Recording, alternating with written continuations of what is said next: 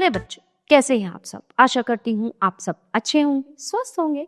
स्वागत है आपका इस कक्षा में। आइए आज हम पढ़ते हैं व्याकरण का पाठ 17 अशुद्ध वाक्यों का संशोधन। कई बार हम बोलने में, लिखने में बहुत से वाक्य या शब्द ऐसे होते हैं जो अशुद्ध बोलते हैं। ठीक है, तो उन्हीं अशुद्ध वाक्यों को शुद्ध करने का काम व्याकरण करती है, जो यहाँ पे समझाया गया।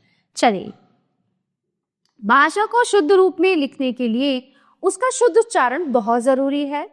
शुद्ध उच्चारण होने पर ही हम शुद्ध भाषा लिख पाएंगे।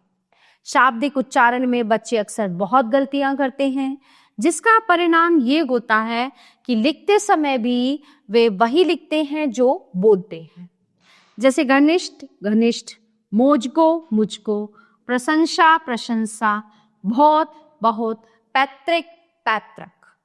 तो इसी प्रकार के सैकड़ों शब्द हैं जो गलत उच्चारण की वजह से गलत ही लिखे जाते हैं। ये तो शाब्दिक वर्तनी की बात है। वाक्य बनाते समय भी उचित पदक्रम का ज्ञान न होने की वजह से कई प्रकार के अशुद्ध वाक्यों की रचना हो जाती है। वाक्य रचना करते समय शब्दों को हमेशा एक विशिष्ट तथा उचित क्रम में रखा जाता है।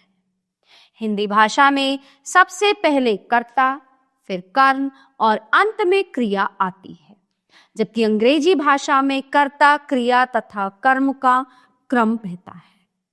जैसे मैं विद्यालय गया, हिंदी भाषा, कर्ता कर्म क्रिया, I went to the school, English language. ठीक है, कर्ता क्रिया कर्म, तो इसमें चेंज हो जाता है। हिंदी में कर्ता कर्म क्रिया होता है और इंग्लिश में कर्ता क्रिया और कर्म, ऐसे परिवर्तन हो जाता है। हिंदी भाषा में वाक्य बनाते समय लिंग, वचन, काल, कारक आदि का भी ध्यान रखा जाता है। आइए कुछ वाक्य देखें। देखो पक्षी बैठा है पेड़ पर, नहीं, देखो पेड़ पर पक्षी बैठा है। मेरे भाई अस्पताल में डॉक्टर है, मेरे भाई डॉक्टर है। मेरे को मेला देखने जाना है, मुझे मेला देखने जाना। आज मोहन को जबरदस्त मार पड़ी, आज मोहन को बहुत मार पड़ी। उसने बच्चा रुलाया, उसने बच्चे को रुलाया। मैं मेरे भाई और मेरी बहन के साथ बाजार गया, मैं अपने भाई और बहन के साथ बाजार गए। हत्या करने वाले को मृत्यु दंड की सजा मिलनी चाहिए। हत्या करने वाले को मृत्यु दंड मिलना चाहिए। चाचा नेहरू प्रथम प्रधानमंत्री थे देश के। चाचा नेहरू देश के प्रथम प्रधानमंत्री थे। देखो वे लोग आ रहे हैं, देखो वे लोग आ रहे हैं। रमेश दिल्ली से लौटकर वापस आ गया, रमेश दिल्ली से लौट आया, वापस आ गया। बच्चों, ये था अशुद्ध वाक्य को शुद्ध कर।